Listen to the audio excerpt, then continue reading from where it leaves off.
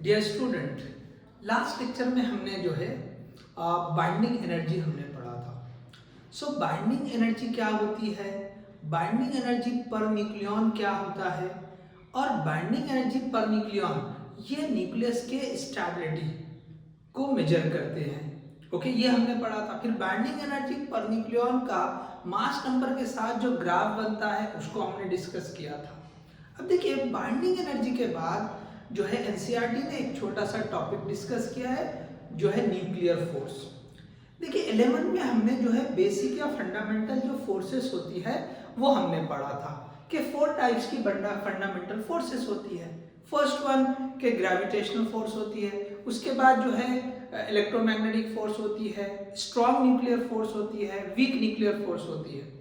तो ये जो न्यूक्लियर फोर्स हम पढ़ेंगे, स्ट्रॉन्ग न्यूक्लियर फोर्स, ये हम इस चैप्टर में पढ़ रहे हैं। ओके, जो सिलेबस में रखा है। तो सिंपली ये जो एनसीईआरटी में न्यूक्लियर फोर्स बोल के लिखा है इस चैप्टर में, वो एक्चुअली स्ट्रॉन्ग न्यूक्लियर फोर्स का डिस्कशन है। सो इससे ये हमको समझ में आता है कि ये एक जो है फंडामेंटल फोर्स है। It is one of the fundamental force, जो 4 फोर्सेस है उसी में से एक है। अब ये जो फोर्स है, ओके, ये सबसे ज्यादा स्ट्रॉन्ग है। अगर हम देखें कि कौन सी फोर्स जो है वीक है या स्ट्रॉन्ग है, कैसी है, तो हमको पता चलता है कि भाई जो ग्रेविटेशनल फोर्स होती है वो सबसे वीक होती है, वीकेस्ट फोर्स। इसी तरह से जो स्ट्रॉन्ग न्यूक्लियर फोर्स है वो सबसे ज्यादा स्ट्रॉन्ग, द स्ट्रॉन्गेस्ट फोर्स ये जो है होती है।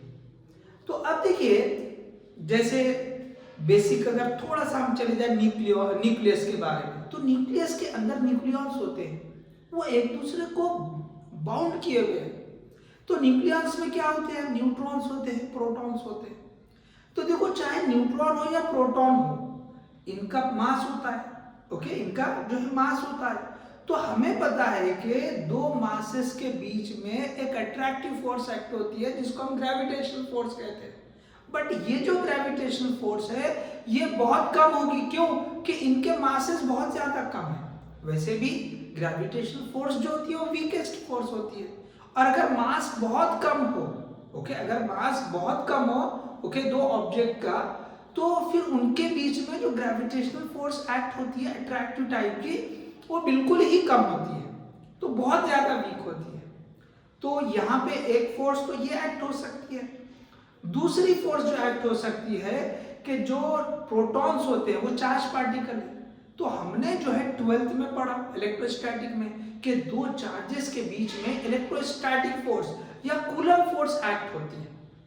तो ये जो फोर्स एक्ट होती है, अगर चार्जेस सिमिलर है तो रिपल्सिव फोर्स एक्ट होती है, और अगर चार्जेस डिसिमिलर है, अनलाइक चार्जेस है, तो फिर ये अट्रैक्टिव फोर्स होती है। तो अब देखिए, प्रोटॉन पॉजिटिव चार्ज होल्ड करता है, तो प्रोटॉन प्रोटॉन एक दूसरे को रिपेल करेंगे, एक दूसरे को क्या करेंगे, रिपेल करेंगे। अभी जो कूलम फोर्स है, इलेक्ट्रोस्टैटिक फोर्स होती है, ये जो ग्रेविटेशनल फोर्स होती है उसके कंपैरिजन में बहुत ज्यादा स्ट्रांग होती है, बहुत ज्यादा स्ट्रांग होती है। 10 की पावर 38 टाइम्स, लगभग कितनी होती है, 10⁻38 टाइम्स। जैसे हम समझने के लिए लिखते हैं कि भाई ये जो फोर्स होती है, ओके, ग्रेविटेशनल फोर्स, अगर मैं यहाँ पे लिख दूं, चलो यहाँ पे लिखता हूं कि 10 की पावर 36 टाइम्स इतना जो है स्ट्रांग होती है। ओके, कूलम फोर्स किसके कंपैरिजन में, ग्रेविटेशनल के कंपैरिजन में। सो इतने ज्यादा टाइम्स, ओके, बहुत ज्यादा स्ट्रांग होती है जो है कूलम फोर्स किसके कंपैरिजन में, ग्रेविटेशनल फोर्स के कंपैरिजन में। ठीक है, तो ये जो है हमने कूलम फोर्स की बात की। तो अब देखिए, कूलम फोर्स ये रिपल्सिव फोर्स लग रही है, प्रोटॉन प्रोटॉन एक दूसरे को रिपेल कर रहे हैं, और जो प्रोटॉन प्रोटॉन के बीच में ग्रेविटेशनल फोर्स है वो अट्रैक्टिव है, लेकिन वो अट्रैक्टिव फोर्स इसके कंपैरिजन में बहुत कम है, तो उसका कोई इफेक्ट ही नहीं होगा। तो यहाँ पे एक्चुअली इफेक्ट क्या आना चाहिए, प्रोटॉन प्रोटॉन एक दूसरे को रिपेल कर रहे हैं, तो रिपेल कर रहे हैं तो वो तो एक जगह बाउंड होके रहना ही नहीं चाहिए। तो फिर किस तरह से न्यूक्लियस के अंदर ये जो प्रोटॉन प्रोटॉन एक दूसरे को बाउंड किए हुए हैं, तो इससे पता चलता है कि भाई यहाँ पे कोई और फोर्स एक्ट हो रही है जो इन प्रोटॉन्स को या इन न्यूक्लियॉन्स को एक दूसरे से बाउंड करके रखी है, एक दूसरे से बाउंड करके रखी है, और वो इतना ज्यादा स्ट्रांग है कि वो ये जो हमने इलेक्ट्रोस्टैटिक फोर्स बोला था या कूलम फोर्स बोला था उससे भी बहुत ज्यादा है। ओके, मतलब जो न्यूक्लियर फोर्स एक्ट हो रही है इसी को नाम दिया न्यूक्लियर फोर्स, जिसने इन न्यूक्लियॉन्स को बाउंड करके रखा है। तो ये फोर्स इलेक्ट्रोस्टैटिक फोर्स से लगभग 100 टाइम्स बढ़ के होती है, बहुत ज्यादा होती है। तो अगर हम ग्रेविटेशनल फोर्स की बात करेंगे, अगर ग्रेविटेशनल फोर्स ये Fg, अगर हम रेशो लिखे इलेक्ट्रोस्टैटिक फोर्स और यहाँ पे लिखे हम ये न्यूक्लियर फोर्स, तो अगर ये वन पार्ट है तो ये 10 की पावर 36 टाइम्स होती है और ये 10 की पावर 38 टाइम्स होती है। ओके, सो न्यूक्लियर फोर्स ग्रेविटेशनल फोर्स के कंपैरिजन में कितना ज्यादा स्ट्रांग है, 10 की पावर 38 टाइम्स। तो अगर हम कूलम फोर्स से कंपेयर करें तो 10 की पावर 2 इतना ज्यादा स्ट्रांग, मतलब 100 टाइम्स स्ट्रांग है। तो न्यूक्लियर फोर्स जब एक्ट हो रही है वहां पे, ओके, वो उसने बाउंड करके रखा है, तो रिपल्सिव फोर्स उसके सामने नेग्लिजिबल होती है। क्यों? तो ये 100 टाइम्स बढ़ के है। ओके, न्यूक्लियर फोर्स 100 टाइम्स बढ़ के, किससे? कूलम फोर्स से। तो आप थोड़ा सा यहाँ सिंपल वे में समझ ले कि प्रोटॉन प्रोटॉन के बीच में जो कूलम फोर्स एक्ट होती है वो रिपल्सिव होती है, इसके बावजूद वो न्यूक्लियस के अंदर, अच्छे से समझे, ओके, रिपल्सिव फोर्स एक्ट होने के बावजूद न्यूक्लियस के अंदर ये प्रोटॉन प्रोटॉन एक दूसरे को कैसा बाउंड करके रहे। तो इसका मतलब ये होगा कि यहाँ पे कोई और भी बहुत ज्यादा स्ट्रांग फोर्स अट्रैक्टिव टाइप की एक्ट हो रही है। तो यही जो अट्रैक्टिव टाइप की फोर्स जो एक्ट हो रही है, जो कि बहुत ज्यादा स्ट्रांग है, उसी को बोला जाता है न्यूक्लियर फोर्स। उसको क्या बोलते हैं? Nuclear force. तो देखिए यहाँ पे हमने एक सिंपल सी डेफिनेशन लिखी है, it is the strong attractive force which binds the nucleus, okay, which binds the nucleons। nucleons में कौन होते हैं? Proton as well as neutrons. तो यहाँ पे हम वापस पढ़ते हैं, force which binds the nucleons together inside the nucleus। एक ऐसी strong force, attractive strong force जो न्यूक्लियॉन्स को एक दूसरे से बाइंड करके रखे है, ओके, बाइंड करके रखे हैं, इस फोर्स को बोला जाता है न्यूक्लियर फोर्स। अब देखिए इस न्यूक्लियर फोर्स के प्रॉपर्टीज क्या होते हैं। तो यहाँ पे देखिए पहली प्रॉपर्टी हमने लिखा, it is the strongest force in nature. Nature में सबसे ज्यादा जो स्ट्रॉन्ग फोर्स होती है वो यही होती है। It acts for very short distance.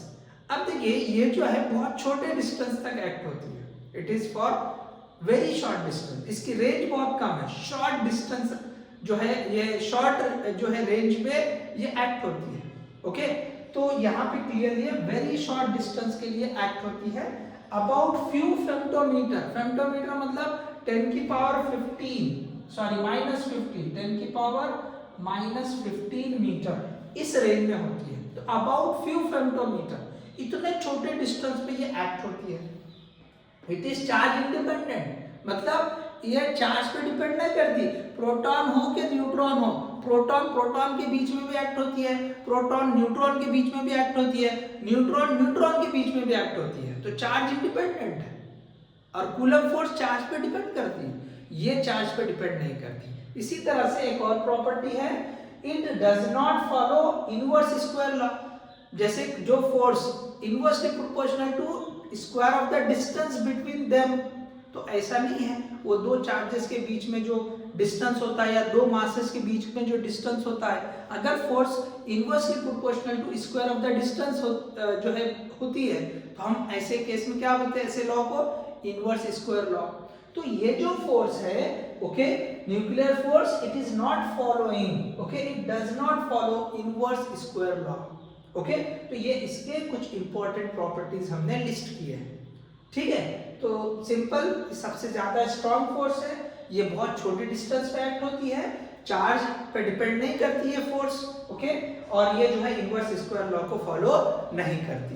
अब देखिए चार्ज पे डिपेंड नहीं करती, तो हमने यहाँ पे एक इक्वेशन लिखी है, okay, force acting between proton and proton is equal to force acting between proton and neutron is equal to force acting between neutron and neutron. चाहे जो भी पार्टिकल हो, जो भी न्यूक्लियन हो, यहाँ पे न्यूक्लियन आ गया वर्ड, एक न्यूक्लियन का दूसरे न्यूक्लियन के बीच में जो अट्रैक्टिव फोर्स लग रही है वो सब केस में सेम होती है, सभी के लिए क्या होती है, सेम होती है, चाहे वो प्रोटॉन प्रोटॉन हो, न्यूट्रॉन प्रोटॉन हो या न्यूट्रॉन न्यूट्रॉन हो। तो देखो तीनों भी यहाँ पे कैसे आ रही है फोर्स, तीनों भी के लिए सेम आ रही है, तीनों के लिए भी सेम आ रही है, तीनों केसेस के लिए। ओके, तो ये जो है न्यूक्लियर फोर्स। हाँ, कुछ लोग जो है आप अगर देखेंगे या कुछ मटेरियल में ऐसे मिल सकता है, ये हमने न्यूक्लियर फोर्स लिखा, नेट फोर्स बोलेंगे। तो नेट फोर्स का मतलब क्या होगा, nuclear force as well as जो कूलम फोर्स एक्ट हो रही है। इसका हरगिज मतलब ये नहीं है कि जो डिस्टेंस कम हो गया तो वहां पे कूलम फोर्स एक्ट नहीं हो रही, कूलम फोर्स एक्ट हो रही है, लेकिन उसका मैग्नीट्यूड न्यूक्लियर फोर्स के मैग्नीट्यूड के कंपैरिजन में बहुत कम होता है। कूलम फोर्स का मैग्नीट्यूड स्ट्रॉन्ग न्यूक्लियर फोर्स के मैग्नीट्यूड के कंपैरिजन में कम होता है, डायरेक्शन अपोजिट होती है, 100 टाइम्स बढ़ के। सपोज ये 1 न्यूटन हो रही है कूलम फोर्स, तो ये 100 न्यूटन होगी। ओके, हाँ, अब नेट फोर्स यहाँ पे अगर प्रोटॉन प्रोटॉन के केस में देखेंगे तो 1 न्यूटन की फोर्स रिपल्सिव लग रही, लेकिन 100 न्यूटन की फोर्स अट्रैक्टिव लग रही। तो हो सकता है यहाँ पे कुछ लोग ये बताते हैं कि भाई नेट जो फोर्स आ गई 99, मतलब इसमें जो एक्ट होने वाली नेट फोर्स है प्रोटॉन और प्रोटॉन के बीच में वो थोड़ी कम होती है, लेकिन ऐसा बहुत ज्यादा डिटेल या स्पेसिफिक डिस्कशन एनसीईआरटी ने नहीं किया है, तो हम जो है उसको इसी पे जो है रोकेंगे, लिमिट करेंगे कि जो न्यूक्लियर फोर्स है बस उसी की बात कर रहे हैं। तो न्यूक्लियर फोर्स चाहे प्रोटॉन प्रोटॉन हो या प्रोटॉन न्यूट्रॉन हो या न्यूट्रॉन न्यूट्रॉन हो, in all this 3 cases will be same.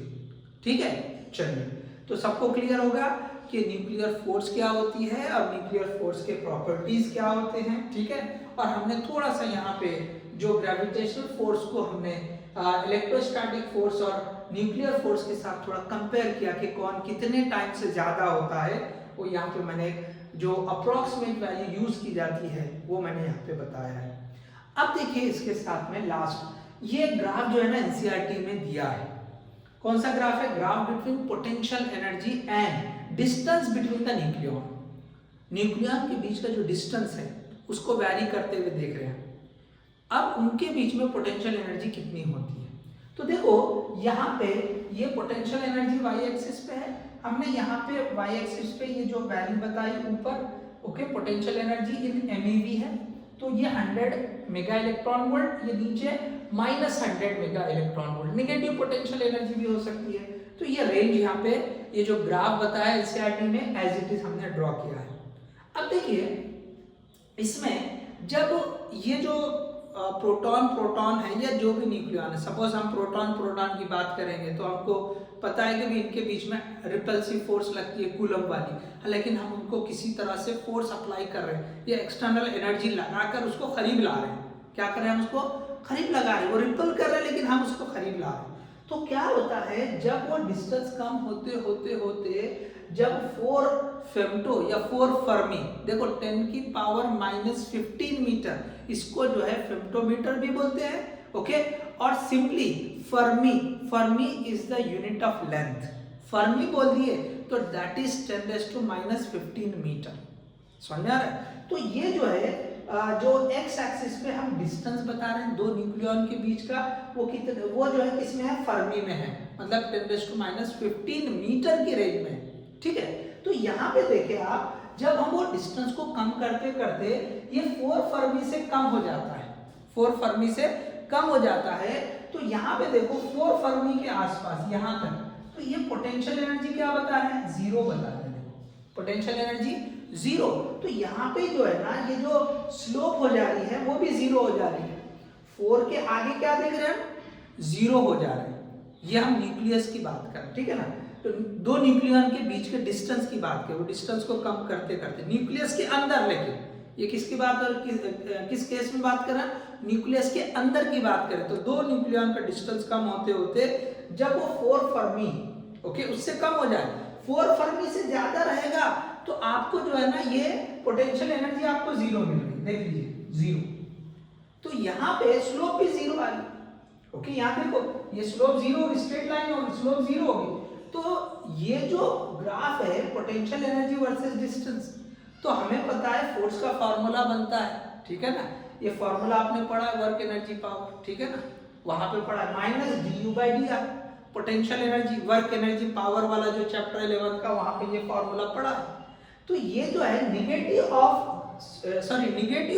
Slope of this graph, negative ये ड्यू बाय डी आर का स्लोप ऑफ दिस ग्राफ है, पोटेंशियल एनर्जी वर्सेस डिस्टेंस। सो ये जो स्लोप रहेगी इसकी निगेटिव वो होती है फोर्स, ओके, वो होती है फोर्स। तो अगर यहाँ पर ये हम कम करते चले जा रहे हैं तो आप देखो ये स्लोप कैसी आ रही है, ये निगेटिव स्लोप आ रही है, ओके, स्लोप कैसी आ रही है, सॉरी ये पॉजिटिव स्लोप आ रही है। स्लोप कैसी है, ये पॉजिटिव है ना, बढ़ते हुए, ठीक है। स्लोप कैसी है, ये पॉजिटिव है। तो ग्राफ की स्लोप पॉजिटिव है लेकिन ये माइनस साइन लगने से फोर्स कैसी हो जाएगी, निगेटिव।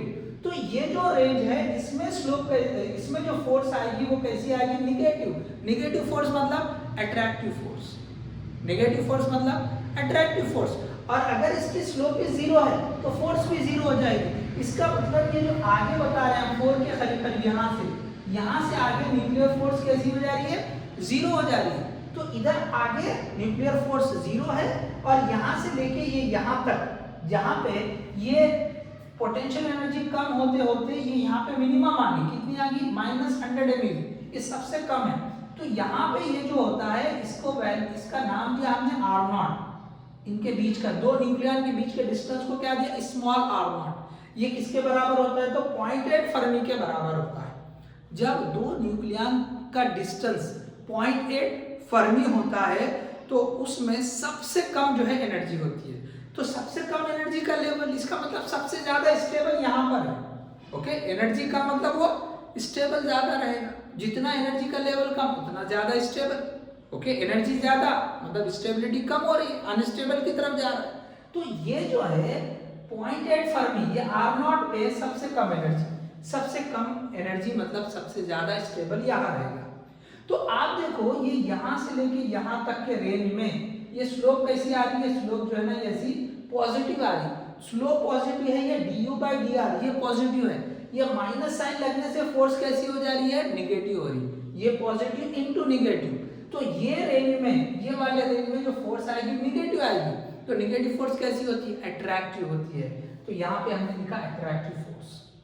तो जब दो न्यूक्लियन के बीच का डिस्टेंस 0.8 फर्मी से लेकर, ओके, ये जो है 3 फर्मी, ये फ्यू फर्मी, 3 से 4 फर्मी के आसपास जब होता है तो उनके बीच में जो है अट्रैक्टिव फोर्स लगती है, एक दूसरे को करीब लाने की कोशिश करते हैं, अट्रैक्टिव फोर्स लगती है, ठीक है। लेकिन देखो यहाँ पे आगे क्या बता रहा है, अगर डिस्टेंस को और कम कर दिया जाए, डिस्टेंस को और कम कर दिया जाए तो इनके बीच में, अब देखो ये स्लोप कैसी हो जा रही है, तो ये स्लोप ये जो है निगेटिव है, स्लोप कैसी है, ये निगेटिव। तो ये स्लोप अगर हमने du by dr निगेटिव माना, निगेटिव, और ये ऑलरेडी माइनस साइन है, सो निगेटिव निगेटिव पॉजिटिव हो जाता है। इसका मतलब इस रेंज में जो फोर्स लगेगी वो पॉजिटिव लगेगी। और पॉजिटिव फोर्स कैसी होती है, रिपल्सिव होती है। पॉजिटिव फोर्स कैसी होती है, रिपल्सिव। तो ये जो केस है यहाँ से आगे मतलब आप बहुत ही करीब लानी। तो देखो दो न्यूक्लियन एक दूसरे से एकदम चिपके हुए नहीं होंगे, ओके। जब एकदम ही करीब आ जाएंगे 0.8 फर्मी से भी कम मतलब तक पहुंच जाएगा डिस्टेंस, तो अब वो एक दूसरे को अगर आपने और करीब लाने की कोशिश करेंगे तो रिपेल करेंगे। क्या करेंगे, वो रिपेल करेंगे, ठीक है।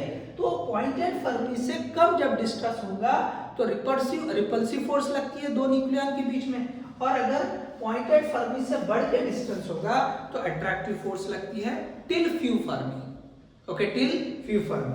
तो देखो यहाँ पे उसी को लिखा है, for a separation greater than r0, okay, force is attractive. तो ग्रेटर देन r0 का मतलब ये नहीं कितना भी, okay, greater than r0 but it is less than around 3 to 4 fermi, few femtometre या फ्यू फर्मी, वहां तक तो क्या होगी, अट्रैक्टिव फोर्स लगेगी। और अगर ये separation and separation less than r0, अगर ये सेपरेशन r0 से कम हो जाएगी देन फोर्स इज रिपल्सिव। तो फोर्स कैसी हो जाएगी, ये रिपल्सिव हो जाएगी। तो ये जो है ग्राफ आपको एनसीईआरटी में बताया है, ओके। तो ये जो है मतलब एग्जाम पॉइंट ऑफ व्यू से इंपॉर्टेंट रहेगा, इसके ऊपर क्वेश्चन बन सकता है, ठीक है। तो यहाँ पे आप इसको भी समझ ले कि किस तरह से ग्राफ को डिस्क्राइब किया गया है, ओके। सो आई थिंक ये आपको समझ में आ गया होगा कि कहाँ पे रिपल्सिव फोर्स लग रही है, कहाँ पे अट्रैक्टिव फोर्स लग रही है और कहाँ पे जीरो फोर्स एक्ट हो रही है। जैसे ही सेपरेशन ये जो है 3-4 के आसपास पहुंच जाता है, 4 फर्मी के आसपास या उससे ज्यादा होगा, तो जो फोर्स रहेगी वो जीरो हो जाएगी। क्यों फोर्स जीरो हो रही? क्योंकि यहाँ पे स्लोप ही जीरो हो जाएगी। ओके, तो du बाई डी आर, ये जो है स्लोप है इसकी, ये जीरो, तो फोर्स भी जीरो हो जाएगी। ठीक है, so I hope you understood this one. तो हमने जो है इस छोटे से सेशन में न्यूक्लियर फोर्स क्या होती है, उसके प्रॉपर्टीज क्या होते हैं, ओके, न्यूक्लियस के बीच में लगने वाली जो फोर्स होती है उसका रिलेशन हमने बता दिया, और साथ में जो ग्राफ एनसीईआरटी ने डिस्कस किया था potential energy versus distance between the two nucleons, हमने उसको भी डिस्कस किया है। ठीक है, hope you understood this one. Thank you.